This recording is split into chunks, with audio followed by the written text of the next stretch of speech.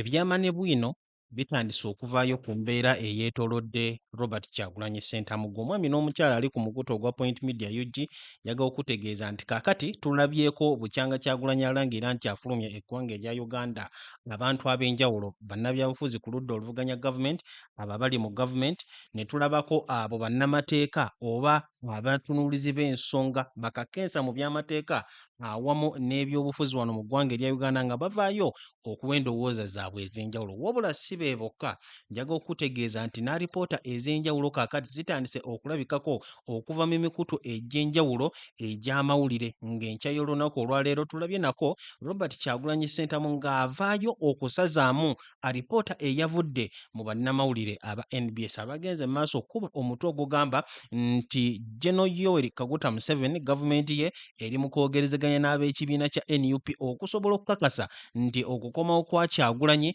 kubeera kwa kitiibwa era abeere nga takwatwako. Kyagulanyi avuddeyo ye n'ategeeza nti eddembe lye awamu n'ekitiibwa kye biyinza bitya okuba nga byakuteeseganyiza, era bw'atyo n'ategeeza nti aba NBS bano batambuza mawulire makyamu awamu n'okuwa results eziri fake, era bw'atyo n'ategeeza nti okukomawo kwe teeka era ddembe lye wano mu ggwanga erya Uganda ate ng'ajja kukomawo mu bbanga eritali lya wala. N'ategeeza n'okutegeeza nti regime esobola okumukola kyonna kyonna kyeyagala, era bw'atyo n'ategeeza nti okweŋŋanga Mwami Museveni ate n'okumuwangula akalulu si musango mu maaso g'amateeka newankubadde gulabika nga omusango mu maaso ga NBS. Kakati statement eyo evuddeyo okutegeeza nti reports zonna eziri mu kufuluma mu kaseera kano nga ziraga nti Robert Kyagulanyi Ssentamu ekibiina kyakulemberamu ekya NUP kiri mu kwogerezeganya ne gavumenti byonna bya bulimba. Naye ate gwali ku mukutu ogwa Point Media UG njaga okutegeeza nti ekyo tekiremesezza alipoota ndala kubanga zongera okuvaayo okutuwa bwino mu kaseera kano alabikanga eŋŋambo oba bwino mu kaseera kano alabikanga obulimba, wabula nga bannamawulire ab'enjawulo kaakati bali mu kukakasa nti waliwo okwogerezeganya okuli mu kugenda mu maaso era nga aba NUP bagezaako kwogerezeganya ne gavumenti okulaba nga embeera ey'obunkenke eriwo mu kaseera kano esobola okukkakana. Ladies and gentlemen, wonna w'osinzira okuba nga oli ku mukutu ogwa Point Media UG ennaku z'omwezi nga 14 Kyagulanyi yalangira nti yali asobodde okufuluma eggwanga erya Uganda okusimattuka bamukwata mmundu abaali bamuyegga nga General Muhoozi omuduumizi w'eggye era mutabani w'Omwami Museveni bwe yavaayo okuba ng'ategeeza. Ekyo nno ne kitegeeza nti kaakati olutalo Kyagulanyi yali aluggye wano mu ggwanga erya Uganda n'abeera nga alwongerayo mu mawanga ag'abazungu. Jazze okututegeezaako era batunuulizi b'ensonga gye batutegeezezzaako nti eno Kyagulanyi ategerayo kubanga akimanyi bulungi nnyo Mwami Museveni ono eno era naye gy'asinziirira okufuna obuwagizi awamu n'ensimbi eziyimirizaawo gavumenti ye mu nsonga nnyingi nnyo emyaka gyonna gy'abeeredde omukulembeze wa Mwami Museveni. Newankubadde waliwo abo abavumirira ekya Kyagulanyi okuba nga agenda mu mawanga gano ag'abazungu, naye ate okusinziira ku batunuulizi b'ensonga bagamba nti kyamuzinzi nnyo era kitadde gavumenti ya Mwami Museveni ku bunkenke. Wabula ate kaakati nga tumaze okitegeerako nti Kyagulanyi afulumye era mumalirivu okwongerayo olutabaalo luno, ate tuli mu kufuna alipoota ezitulaga nti okumala weeks ne weeks kaakati eziwererako ddala NUP ebadde mu kwogerezeganya ne gavumenti. Ekyo nno nakyo tuba tulina okukikuba mu ttooki okugezaako okukikolako amakulu ddala Kyagulanyi wabanga yafulumye eggwanga okuba nga ayongera okulabisa gavumenti ya Mwami Museveni, ate lwaki ekibiina kye kibeera kigenda mu maaso okuba nga kiteeseganya ne gavumenti yeemu yennyini gy'ayagala okuba nga alabisa. Alipoota ey'omukutu ogwa Daily Monitor tugenda kuba tugiyitamu, wabula nga tetunnagituukako njagala mbeere nga nkutegeeza ebigambo bineeno wammanga okuva mu njuyi zombiriri. Okusookera ddala okuva eri omukulembeze w'ekibiina ekya National Unity Platform Kyagulanyi awamu n'abakungu mu kibiina kye bavuddeyo okukkaatiriza enfunda eziwererako ddala nti tewajja kubeerawo kuteesa wakati wa kibiina kyabwe naddala okuteesa okwekwekekerera, okuteesa okw'omunda nga teriiyo amanyi ki kigenda mu maaso, nga bategeeza nti tewaliiwo kintu kyonna kye baagala kwogerezeganya na Mwami Museveni okuggyako nga ekintu ekyo kyogerebwa mu lwatu ate ng'ekintu ekyo kye ky'okulaba nga Mwami Museveni ava mu buyinza. Ate ku ludda olulala olwa Mwami Yoweri Kaguta Museveni naye enfunda eziwererako ddala avuddeyo okutegeeza nti aba NUP bano kibinja eky'abantu abaabuzaabuzibwa era abali mu kukozesebwa amawanga ag'abazungu okutataaganya emirembe mu ggwanga erya Uganda. Bw'atyo n'amaliriza ng'agamba nti kino eno kibinja ky'abatujju. Kati nga tumaze okulaba statements okuva ku njuyi zombiriri, Kyagulanyi ng'agamba nti tasobola kwogera na Mwami Museveni oba na gavumenti ye mu ngeri ey'okwekwekereza, ate nga Mwami Museveni naye agamba nti aba NUP batujju n'olw'ensonga eyo tewaliiwo kye babaagaza okuggyako okubakkakkanya n'okubamalawo. Lwaki ate kaakati alipoota ziri mu kufuluma nga ziraga nti enjogerezeganya ziri mu kugenda mu maaso. Inside government, NUP talks to de-escalate tension. Nti ekigenda mu maaso mu gavumenti boogerezeganya na NUP okukkakkanya obunkenke oba okuggyawo obunkenke obuliwo mu kaseera kano. Wampuliriza ku Point Media UG gwe mute gwa ripoota eri mukutu ogwa Daily Monitor. Mu kiseera kye kimu era nga tetunnagenda mu alipoota eno kitegeezebwa nti gavumenti ne NUP si be bokka abali mu kwogerezeganya nga yetulabyeko mu alipoota ate eyabadde Nile Post ab'omukutu ogwa NBS nedda. Okusinziira ku alipoota eno kitegeezebwa nti mulimu n'abakungu ab'enjawulo abakyenyigiddemu okusookera ddala British High Commissioner goyinza okuyita ambassador w'eggwanga ery'Abongereza omukyala amanyikiddwako nga Lisa Chesney. Kitegeezebwa nti n'entuula zino ezigenda mu maaso zaasibuse mu maka ge wennyini agasangibwa waneeno mu kibuga e Kampala. Kitegeezebwa nti omuntu omulala eyeenyigidde mu kwogerezeganya kuno ye ambassador w'eggwanga ery'Amerika amanyikiddwako nga William W. Pope.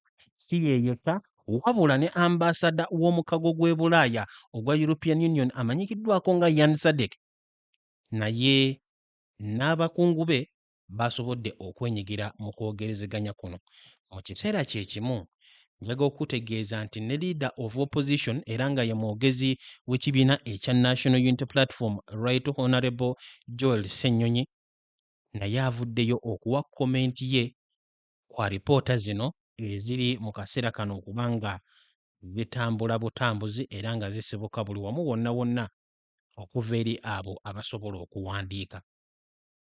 Biki Joel Ssennyonyi byayogedde ku nsonga zino ogenda kuba obitegeerako buli kimu obeere nga osobola okukimanya. Wabula okusookera ddala okubuuzaako osiibye otya osuze otya wonna w'osinzidde okuba nga ogoberera omukutu ogwa Point Media UG. Olunaku olwaleero lwakusatu ennaku z'omwezi 25 tuli mu mwezi gwa kusatu ogwa Maachi omwaka 2026. Bulijjo wano ku Point Media UG we tusinziira okuba nga tukutuusaako biki byonna ebigenda mu maaso mu kisaawe ky'ebyobufuzi wano mu ggwanga lyattu erya Uganda. Gwe ky'olina okukola subscribing, ateekako notification bell, liking, sharing, ate era commenting tubeere nga tutambulira wamu butereevu nga twolekedde alipoota eno egamba nti inside government NUP talks to de-escalate tension.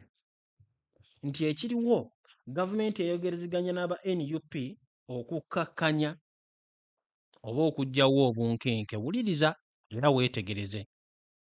Alipoota etugamba nti an overcast sky enshrouded the sunset of Kampala on March 18th as members of an ad hoc committee comprising religious leaders and top diplomats from the US and European Union convened for a working dinner at the home of the British High Commissioner, Miss Lisa Chesney, in Nakasero, Kampala City. Bagamba nti ekire ekitategeerekeka kyabisse omusana gw'e Kampala ennaku z'omwezi nga 18 Maachi. Katulabe lwabadde lunaku lwakumeka. Okusinziira ku alipoota eno egamba nti ku Lwokusatu olwa wiiki ewedde olutuula luno lwagenda mu maaso era nga mulimu abakungu okuva okusookera ddala abakulembeze ab'amadiini wano mu Uganda nga kw'otadde n'abakungu okuva mu Amerika awamu n'omukago gw'e Bulaaya ogwa European Union era nga baneeno baatudde mu maka ga ambasada w'eggwanga erya Bungereza Lisa Chesney agasangibwa e Nakasero mu Kampala City. Wuliriza, kitegeezebwa nti the agenda included several action points including working out a schedule for when the military could possibly vacate the home of the National Unity Platform NUP President Mr. Robert Kyagulanyi alias Bobi Wine in Magere Kasangati Town Council. Kitegeezebwa nti ekimu ku ebyo ebyabadde ku agenda ey'okwogerwako awamu n'ensonga endala nnyingi nnyo ez'omuzinzi mwe mwabadde okulaba ddi amagye bwe ganaasobola okuva mu maka ga pulezidenti w'ekibiina kya NUP Robert Kyagulanyi gasangibwa e Magere wali eri mu Kasangati Town Council. Kitegeezebwa nti the only slight complication was that the Muslim Eid al-Fitr holiday would fall on Thursday or Friday, which meant the handover of the house could be pushed into the weekend. NUP honchos were also consulting among themselves about to whom the house would be handed over. The house is a family affair, but in this case, both Mr. Kyagulanyi and his wife Babi Etungo were forced by the prevailing circumstances to flee the country. Bagamba nti mu kwogerezeganya okwaliwo ku lunaku olwokusatu obuzibu bwokka bwokka bwe baafunamu ku nsonga eyaddi enju ya Kyagulanyi bannamagye lwe banaagivaamu kyekyokuba nga Eid al-Fitr ey'Abasiraamu yali yakubeerawo ku Lwokuna oba ku Lwokutaano, ekyali kitegeeza nti okuwaayo kw'enju ate kaakati kwali kujja kusindikibwa okugenda mu wiikendi. Abamu ku bakulembeze b'ekibiina kya NUP nabo mbu nga beebuuza era nga bali mu kwegeyaageyaamu ani enju ya Kyagulanyi gwe banaagiwa, okusinziira nti eno si nju ya kibiina wabula nju ya mwami Kyagulanyi, kyokka nte nga mwami Kyagulanyi ne mukyala we okusinziira ku mbeera gye baayitamu baakakibwa okuva mu ggwanga ne bagenda mu buwaŋŋanguse. The March 18th meeting in Nakasero, according to knowledgeable sources, is one of the several behind-the-scenes meetings that have taken place since February to ease tensions between the government and the NUP party in the aftermath of the January 15th polls, in which the Electoral Commission announced the incumbent President Museveni the winner with a 71.65% of the 11.3 million votes cast. Ripoti etugamba nti meeting yaliwo ennaku z'omwezi nga 18 olwokusatu olwaggwa wali eri e Nakasero mu maka ga ambasada w'eggwanga erya Bungereza omukyala Lisa Chisney. Okusinziira ku sources ezimu zigamba nti y'emu ku meeting ennyingi ddala ezituuliddwamu okuva mu mwezi ogwa February, nga meeting zino ekigendererwa kyazo kyakugezaako kukkakkanya obunkenke obuliwo wakati wa gavumenti n'ekibiina kya NUP oluvannyuma lw'akalulu akaaliwo mu January w'omwaka gwa 2016. It is the president's highest score in the 5 elections held since multi-party politics was restored 20 years ago. Era abakulu bano bagamba nti General Museveni okuwangula rather era n'alangirirwa n'ebitundu 7.65 bwe bululu obukyasinze obungi mu mirundi etaano akalulu gye kateekeddwa bukyanga ebibiina bikkirizibwa okukomawo mu Uganda emyaka 2 emabega. Bagamba nti his main challenger, Mr. Kyagulanyi, did not lodge an election petition before the Supreme Court but took to his social media rejecting the results, citing the climate of fear characterized by the abduction of his party's polling agents, the arrest of his supporters, a 4-day internet blackout, and instances of ballot stuffing, some of which were captured on camera and circulated on various social media platforms. Ripoti etugamba nti Kyagulanyi eyasinga okwesimba ku General Museveni omulundi guno teyateekayo kwemulugunya kwe mu kkooti ensukkulumu, wabula yagenda ku mikutu gy'emigattabantu n'awakanya ebyali bivudde mu kulangirira kwa EC ng'ategeeza nti embeera ey'okutya omwajjula abantu be ba polling agents okubanga bawambibwa, abawagizi be okubanga bakwatibwa, intaneti okuggibwako okumala ennaku 4, ate ne instances ez'okupakira obululu obutiikinge nga bino eno byakwatibwa ku kamera era ne bitambula ku mikutu egy'enjawulo. Kyagulanyi kitegeezebwa nti yasobola okusemattuka abaali balondoola amaka ge nga yaakamala okukuba akalulu era bw'atyo n'agenda mu kwekweka. Ripoota etugamba nti in an unprecedented move mu kitalabwangako, on the night of January 23rd, security personnel, some clad in Uganda People's Defence Forces attire, stormed his home, vandalized the house and harassed his wife, Miss Itungo, in an attempt to force her to divulge her husband's whereabouts. Bagamba nti mu kitalabwangako mu kiro ky'ennaku z'omwezi nga 23 January, abasajja ab'ebyokwerinda ng'abamu ku bo baali na mu uniform eza UPDF baayingira mu maka ga Kyagulanyi kifubaddembe ne babaako bye boonoona ate ne batuusa n'obulaba ku mukyala we nga bagezaako okumuwaliriza oba okumukaka abeere nga ababuulira wa bbaawe gy'ali. The attack drew widespread condemnation, including bickering among senior government officials, while the military lay siege at the home. Mr. Kyagulanyi left the country in late January and resurfaced in the United States, where he boasted and his party affirms is engaging with senior officials in Washington, a key ally of the Kampala regime in the restrictive Great Lakes region. Wuliriza bulungi.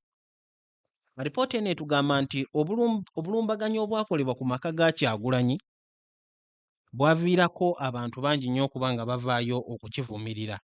Kyokka ate amagye ne gasigala nga gakyasazeeko amaka amagere. Wabula Kyagulanyi okusinziira kwa alipoota bagamba nti Kyagulanyi eggwanga yalivaamu mu nnaku ezisembayo eza January oluvannyuma n'alabikirako mu Amerika ng'eno gye yasinzirira okwewaana era n'ab'ekibiina kye ne bakakasa nti agenda kuba asisinkana abakungu ab'enjawulo mu Washington wali eri mu ggwanga eri Amerika. Naye ate alipoota etugamba nti Abamerika bano be bamu ku abo abagenze mu maaso okukolagana ne gavumenti ya Mwami Museveni mu Great Lakes region etaggwamu ntalo.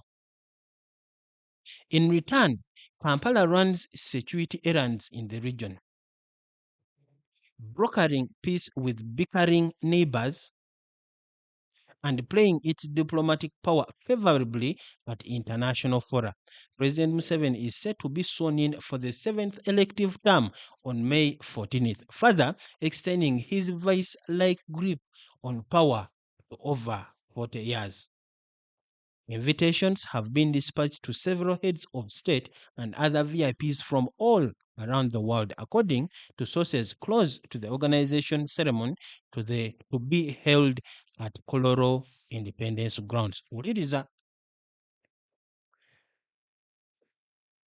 Alipoota etugamba nti Mwami Museveni ky'akola okusobola okubeezaawo enkolagana ye n'Abamerika akozesa eggye okulwana entalo eziri mu kitundu okusobola okuleetawo emirembe awamu n'okwongera okukakasa nti nno international stage yonna emulaba. Alipoota etugamba Mwami Museveni ajja kulayizibwa ku kisanja kye ekyomusanvu mu mwezi ogwokutaano ennaku z'omwezi nga 14 era nga kino eno kyongerayo obuyinza bwe obw'okufugira ku mmundu okumala emyaka 4. Era alipoota etugamba nti bamaze dda okwaniriza abakulembeze okuva mu mawanga ag'enjawulo awamu n'abantu abakungu okwetooloola ensi. The action points, nsonga ki ez'omuzinzi ezaayogeddwako mu meeting eno? Egambibwa okuba nti yabadde mu maka ga Lisa Chisney, ambasada w'eggwanga erya Bungereza, wakati w'aba NUP ne gavumenti. Kakati wano eno tutuuse ku kinyusi. Wuliriza action points mbuze eziriwa. Earlier on March 17th, sources intimated to Daily Monitor that the ad hoc committee had briefed President Museveni about the action points arising out of back-to-back discussions with NUP during a meeting held at the State House Entebbe. Wuliriza, kigambibwa nti nga meeting y'ennaku z'omwezi nga 18 tennatuula wali eri mu maka ga Lisa Kisine ambasada wa Bungereza mu kusooka ennaku z'omwezi nga 17 ekitegeeza nti olwokubiri olwa wiiki ewedde. Sources ezikwatagana ennyo ne Daily Monitor zitegeeza nti akakiiko Mwami Museveni ke yali ataddewo kaasobola okumutegeezaako ku nsonga kye ez'omuzinzi NUP zeeyogerako mu kwogerezeganya okubadde nga wakati wa gavumenti nayo era nga meeting eyo yali mu State House Entebbe. The action points were essentially a wish list by NUP era kitegeezebwa nti ebyayogerwako ebyo ebikulu lwali lukalala lw'ebyo NUP byeyagala bagikolere. When pressed about the matter, Mr. Sando Walusimbi, the senior presidential press secretary, wondered whether we had seen a press release to the effect, meaning it was a closed-door meeting. Abadde Monitor bagamba nti we baatuukiriddeeko senior presidential press secretary omwami Sanda Walusimbi yababuuzizza oba waliwo wonna awalabiseeko statement eyogera ku ntuula zino ekitegeeza nti entuula zino zaabadde za kyama. However, wabula bagamba knowledgeable sources said top on the list was ending the military siege on Kyagulanyi's home in Magere. Wabula bagamba newankubadde tebaafunye kakasa okuva ewa senior presidential press secretary omwami Walusimbi naye ate sources zigamba nti ekimu ku ebyo ekyabadde waggulu ku lukalala NUP byeyagala kwe kujja amagye mu maka ga Kyagulanyi e Magere. The Quiet House handover was initially planned to take place last weekend but materialized on Monday. The house was handed over to one of Mr. Kyagulanyi's young brothers, Mr. Ivan Bugembe Sentamu, also known as Dax Vibes.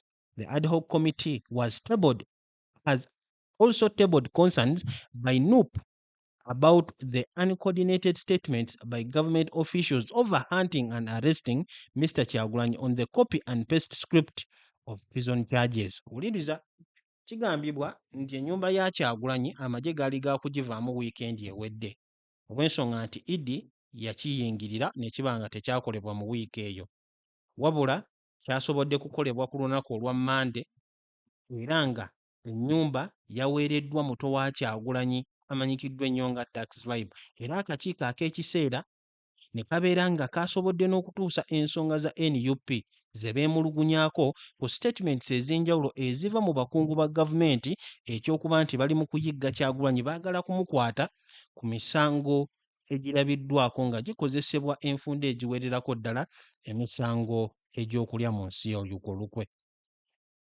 For this, sources said President Museveni wondered what crime Mr. Kyagulanyi had committed, and he reportedly assured that he won't be arrested whenever he decided to return to the country.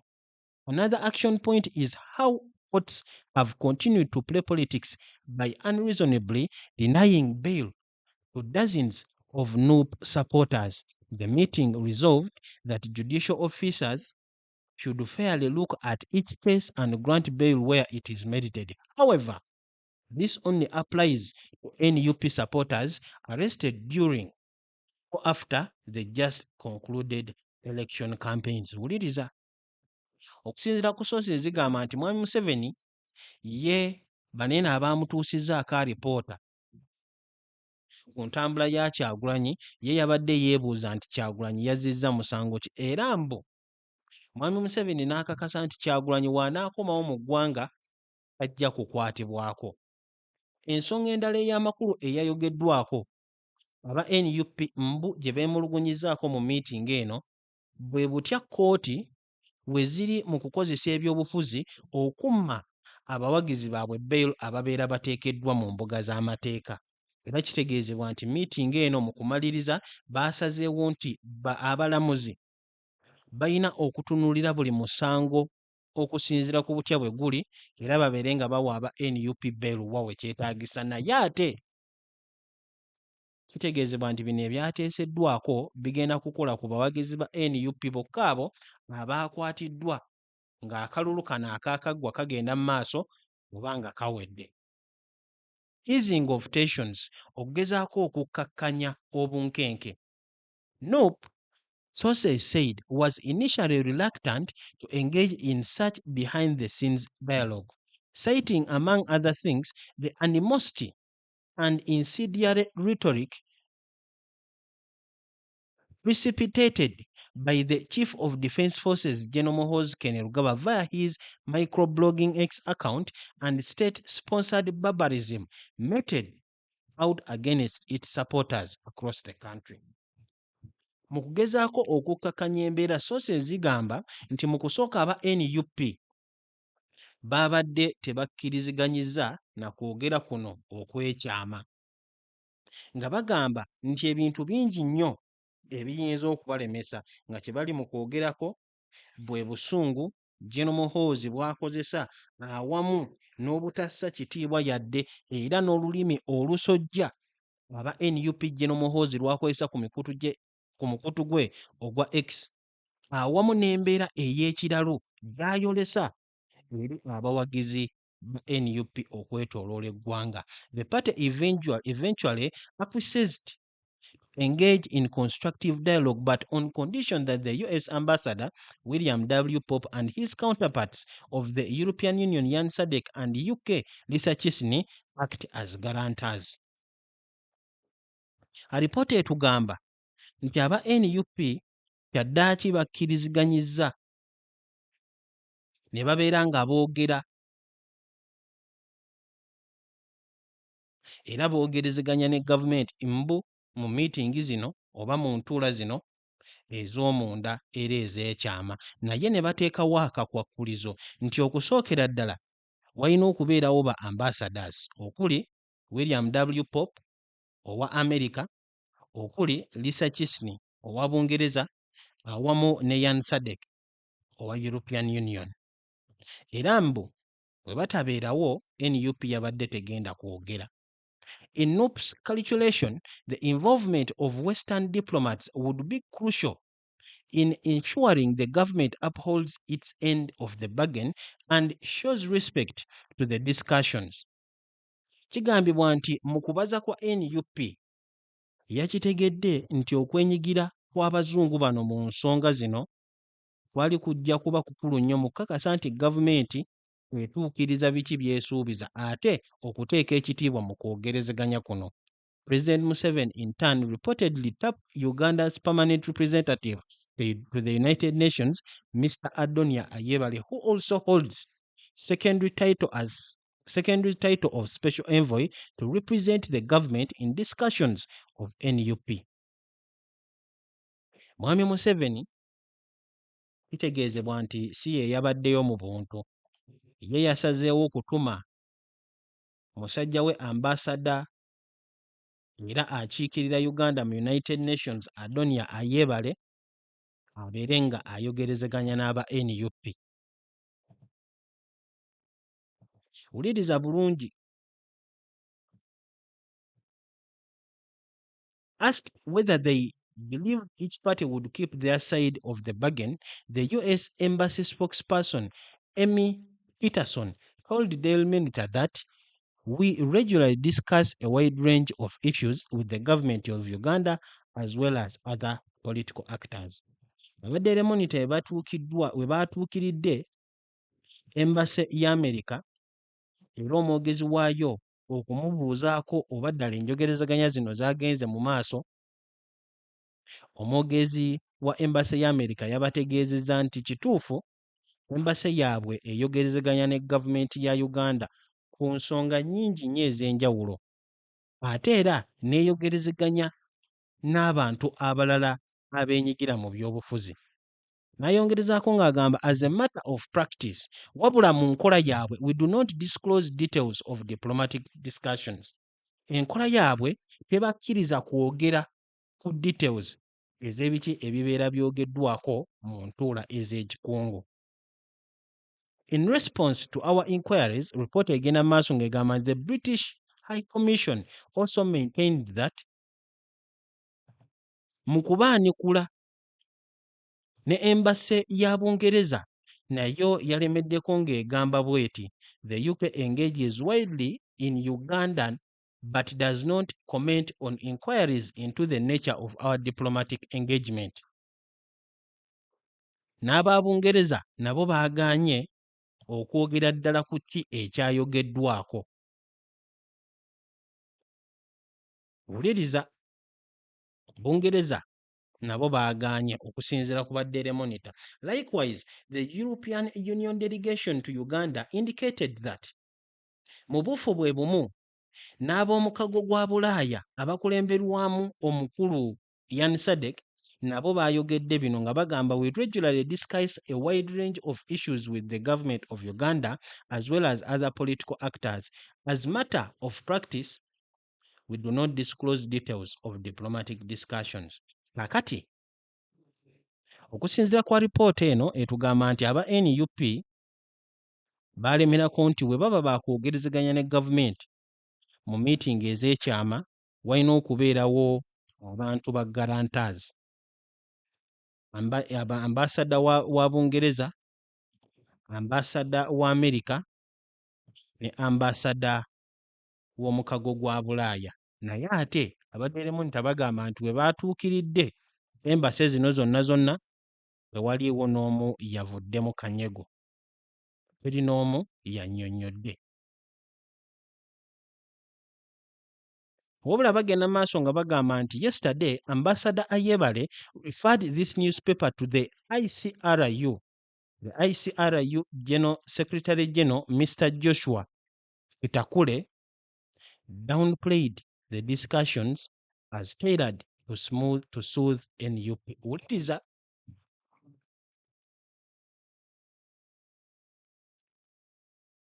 Daily Monitor mu ripooti yaabwe bagamba nti olunaku olw'ejjo ennaku z'omwezi nga 24 we baatuukiridde Ambassador Ayebare ate naye yabasindise ew'ekitongole ekiyitibwa ICRU. Kakati ssaabawandiisi w'ekitongole kino ekya ICRU omwami Joshua Kitakule ate ye n'akkakkanya enjogerezeganya zino ng'agamba nti enjogerezeganya zino zaateekeddwawo kukola kintu kimu kyokka, kukkakkanya ba NUP.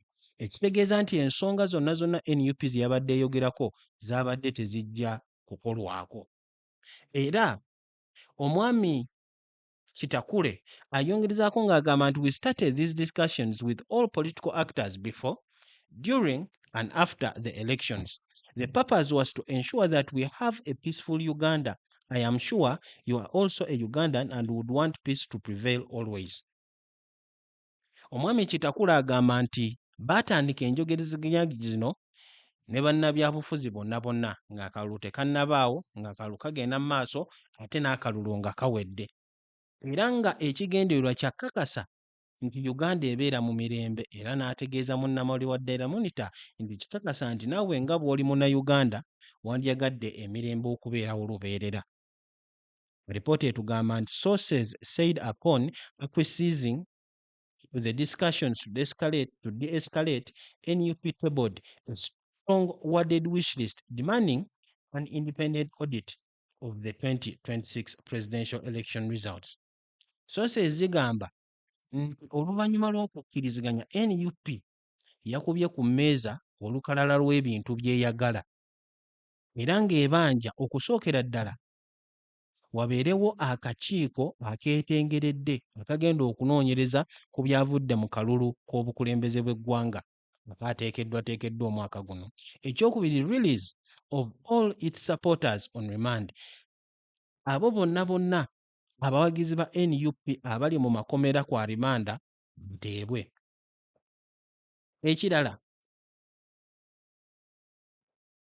some for more than 5 years abamu ku bo nga babaddeyo emyaka 5, but starting with 5 senior party officials including Dr. Lina Zedriga, the vice president for the party Northern Region, Miss Jole Jacqueline Okamushabe, the Deputy President for the Western Region, Mr. Bright Muhumuza, the Coordinator for the Ankole Sub-Region, Mr. John Mary Sebufu, the Deputy Chairperson of the party's Election Management Committee, and Mr. Alex Rovans Luanyaga, also a member of the party's Election Management Committee. Police had previously denied detaining the group. Kitegeezebwa nti mu meeting eno NUP mu byonna byonna bye yasabye kwe kulaba ng'abantu baayo bateebwa, naye okusookera ddala n'abakungu bano eno wabadde ba Deputy President awamu ne ba members ab'akakiiko akateekateeka ebyokulonda mu NUP. Kyokka ng'ate mu kusooka poliisi yavaayo ne yeegaana okubanga bano yali ebakutte. Alipoota etugamba NUP also demanded the establishment of a Truth and Reconciliation Commission inquire into the systematic abuses since 2018. NUP mbu yasabye n'okusaba wateekebwewo akakiiko oba ekitongole ekigenda okunoonyereza ku mazima n'okutabaganya embeera mu mbeera ey'okulinnyira eddembe ly'obuntu okuva mu mwaka gwa 2018. These demands, according to sources, were deemed too much of an ask. Naye ate kitegeezebwa nti Nuupu bye yabadde eyagala okusinziira ku sources, gavumenti yalabye nga bingi nnyo sobola kubituukiriza. Rather, naye ate party officials were persuaded to agree to indirectly engage with the government on some of the pressing issues at hand. Mbu naye ate mu meeting eno abakulembeze ba NUP basobodde okumatizibwa era bwe batyo ne bakkiriza mu ngeri emu oba endala babeere nga bakwatagana ne gavumenti okusooka okukola ku nsonga eziriwo mu kaseera kano ezireesewo obunkenke obw'amaanyi. As soon as the discussions to de-escalate started on the morning of February 6th, the government coughed up the NUP senior officials. Uliriza bulungi. Mbadde nkutegeezezzaako era okusinza kwa ripoota eno yennyini nnyini nti enjogerezeganya zino eno zaatandika mu February. Kakati wano eno kitegeezebwa nti amangu ddala nga enjogerezeganya zino zitandise nga 6 February gavumenti n'esesema omu ku ba senior officials aba NUP era ng'oyo Dr. Lina Zedwiga nga ku lunaku lwe lumu lwennyini lwe yatwalibwa mu Gulu Magistrates Court n'ateekebwako emisango egy'okuba nga akuma omuliro mu bantu ekimenya amateeka g'eggwanga erya Uganda era oluvannyuma ne bamuwa bail oluvannyuma lwa wiiki 2. Mr. Sebufu, who was detained on January 15th, was released on bail yesterday. Ate n'omwami Sebufu John Mary yakwatibwa ennaku z'omwezi nga 15 olunaku olw'ejjo lwe yavudde mu kkomera ku kakalu ka kkooti. Okusinza kwa lipoota eno egamba nti NUP ng'emaze okukkiriza okwogerezeganya ne gavumenti, abantu baayo ne batandika okuteebwa. Fruitful discussions. Alipoota egenda ku kitundutundu kyayo ekirala okwebuuza oba ddala okwogerezeganya kuno kwavuddemu ebibala. Wano nno abakulu bano eno bategeeza nti we bayogeredde ne Joel Ssennyonyi. Alipoota etugamba nti Mr. Ssennyonyi, however, argued that ye omwami Ssennyonyi bino by'agamba. We have been talking about these issues over and over again. Agamba nti ensonga zino ezinyigiriza aba NUP bazze nga bazoogerako enfunda eziwererako ddala. Every time we met interreligious council leaders, we kept asking them to speak about these injustices. Ssennyonyi agamba nti buli we baasobola okutuukirira abakulembeze b'amadiini mu ggwanga baabasabanga okwogera ku butali bwenkanya buno. It did take long before one of their own, Reverend Father Deus Sekabira, was abducted and later charged with money laundering because they wanted to sanitize his detention. Wabula Ssenyonyi agamba nti nga babadde nga beegayirira abakulembeze b'amaddiini bano okuvaayo okuvumirira obutali bwenkanya, tekyatwadde bbanga ddene ng'omu ku bo, Reverend Father Deus Ssekabira, awambiddwa era n'ateekebwako emisango egy'okukukusa ensimbi olw'okuba gavumenti egezaako okubuzaabuza okukwatibwa kwe. So, the point here is that as far as I am concerned, our engagements with them have been public. Wuliriza. Ssenyonyi agamba nti okwogerezeganya ne gavumenti oba n'abo bonna bekikwatako ng'aba Interreligious Council tekubadde nga kwakwekwekereza, tekubadde nga kwakyama, kubadde nga mu lukale. Several times I have gone to Parliament and used the privileges given to me as an MP to talk about the abduction of our supporters, Ugandans and other ills. Era Ssenyonyi agamba nti enfunda eziwererako ddala akozesezza omukisa ng'omubaka wa Parliament n'agenda ku fulo ya Parliament okwogera ku nsonga ez'okuwamba abawagizi ba NUP, okuwamba bannayuganda awamu n'ebikyamu ebirala ebikolebwa. Ssenyonyi agamba nti yes, a spiral of events might have happened to make you believe that we have been in some kind of talks, but it has been constant pressure. Ssenyonyi mu kwogera kwe yeegaana okwogerako konna ne gavumenti era agamba nti mu kaseera kano kiyinza okuba nga kirabikanga okusinziira ku bizze bibeerawo bigenda kukuleetera okukkiriza nti wabaddewo okwogerezaganya naye ebiri mu kugenda mu maaso biriwo olw'ensonga nti ab'oludda oluvuganya basigadde bateeka akazito ku gavumenti. Era Ssenyonyi agamba nti as you know, nga bwe mumanyi, our party president is in Washington engaging with senior officials in the US. President w'ekibiina kyabwe ali mu Washington, America, ali mu kukwatagana n'abakungu okuva mu America. Last week, the Uganda Law Society sued the government for its continued military siege in Magere. Ate ne wiiki ewedde, aba Uganda Law Society baakuba gavumenti mu mbuga z'amateeka olw'okuba nga bakyalemezza amagye gaabwe mu maka ga Kyagulanyi e Magere. So all these moving pieces have caused the state to start behaving in a particular way. Ssenyonyi agamba nti n'olw'ensonga eyo, bino byonna kaakati ebiri mu kubeerawo, obunkenke obuli mu kuteekebwawo bwe buwalirizza gavumenti okutandika okweyisa mu ngeri emu. Ebyo Ssenyonyi bye yavuddeyo okwogera. Alipoota egenda mu maaso ng'etegeeza nti sources said the ad hoc committee met at least 8 times. Wabula zo sources zigamba, newankubadde Ssenyonyi avuddeyo okubyegaana, nti akakiiko kano ak'ekiseera akaateekebwawo okwogerezeganya ku nsonga zino akasisinkana emirundi ekitono ennyo 8.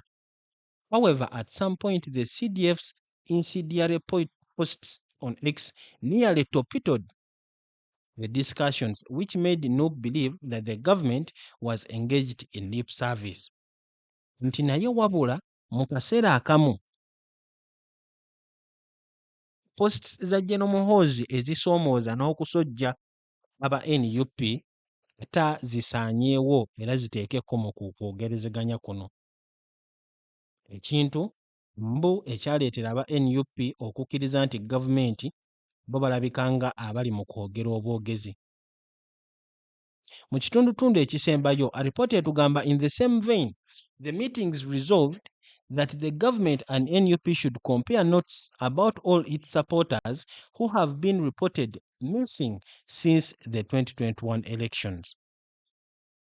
At least 18 NUP supporters, including, alipoota etugamba nti mu bufu bwe bumu meeting zino baasazeewo gavumenti n'aba NUP bageraageranye notisi zaabwe ze balina ku bawagizi ba NUP abagambibwa okuba nga baabuzibwawo okuva mu kalulu k'omwaka gwa 2021 era abantu ekitono ennyo abawagizi ba NUP 18 nga kwe kuli John Bosco Kibalama, mukyala we nga awamu ne kitaawe nga ono baakafa gye buvuddeko mu Novemba ne January, abantu okuli John Damulira, Shafik Wangolo, Martin Lukwago, Michael Semudu, Ssemuddu, Musisi Mbowa, Vincent Nalumoso, Dennis Zimbula, Muhammad Katana, George Katumba, Moses Mbabazi, Yuda Sempijja, Alfat Mugumya, Peter Chitya,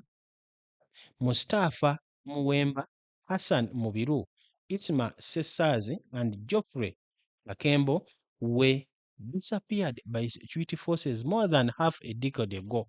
President Museveni repeatedly orders security agencies to produce them, but they have never been seen again. Kitegeezebwa nti NUP ne gavumenti kusinziira ku meeting bakkiriziganyizza nti abantu abo wammanga babeere nga banoonyezebwa, era ne mwami Museveni abadde nga avaayo okulagira ab'ebitongole ebikuumaddembe babaggyeyo yonna gye bali, wabula ne buli kati tebaddangamu kulabikako. Ensonga esembayo kitegeezebwa nti the March 17th meeting at State House, sources said, added also acquiesced NUP joining the Inter-Party Organization for Dialogue, IPOD, an interpolitical party platform formed in 2009 and legally incorporated in 2021 for fostering dialogue. Wuliriza, meeting y'ennaku z'omwezi nga 17 omwali mwami Museveni kigambibwa mbu yamalirizibwa nga batuuse ku nzikiriziganya nti NUP egenda kwegatta ku IPOD, era nga ebibiina byonna ebiri mu kitongole kino ekya IPOD bifuna buli mwaka biliyoni 3 mu miliyoni 100 okusobola okubibeezaawo. Era alipoota etugamba nti the guidance will be worked out through the Attorney General. NUP okwegatta ku IPOD bajja kusobola kuyambibwako ssaabawolereza wa gavumenti. Gwe yampuliriza ku Point Media UG alipoota ebyo byegenda mu maaso okututegeeza okuva mu bannamawulire aba Daily Monitor nga bagamba nti NUP eri mu njogerezeganya, naye ate teweerabira kutegeezezzaako nti enkya y'olunaku olwaleero Kyagulanyi avuddeyo okutegeeza nti tasobola kwegayirira lwa ddembe lye na kitiibwa kye, era n'ategeeza nti ajja kukomawo mu Uganda ng'akaseera katuuse, bw'anaakomawo gavumenti ya mwami Museveni emukole kyonna kyeyagala, kubanga okweŋŋanga mwami Museveni ate era n'okumukuba akalulu tekimenya mateeka gonna okuggyako ndowooza mu maaso g'abo abakola alipoota zino. Kaakati ekituufu kye kiriwa? Joel Ssenyonyi tumulabye mu alipoota agamba nti tewaliiwo kwogerezeganya kwonna. Robert Kyagulanyi okusinza ku positi yeeyo naye yeegaana. Ate n'abo abagambibwa okuba nga baabaddewo okuli embase ya Amerika, embase ya Bungereza ne embase ya European Union nabo bennyini baavaayo baagaanye okuvaayo okwogera ku ki ekyayogeddwako. Genda mu comment section obeere nga otegeeza ate ggwe ki ky'olowooza ku mbeera eno yonna nga bw'etambula. Wabula kyo ekisaawe eky'ebyobufuzi wano mu ggwanga erya Uganda kikyalimu obunkenke era nga tekinaba kutegeerekeka bbi era na butya bunkenke buno bunaasobola kuba nga bukkakkanyizibwa. Enjogerezeganya zino zigenda mu maaso oba nedda? Wali ku Point Media UG weekuumireko, tujja kuba twongera okuwa updates mu ngeri yonna. Kambagaliza olunaku olulungi era mweraba.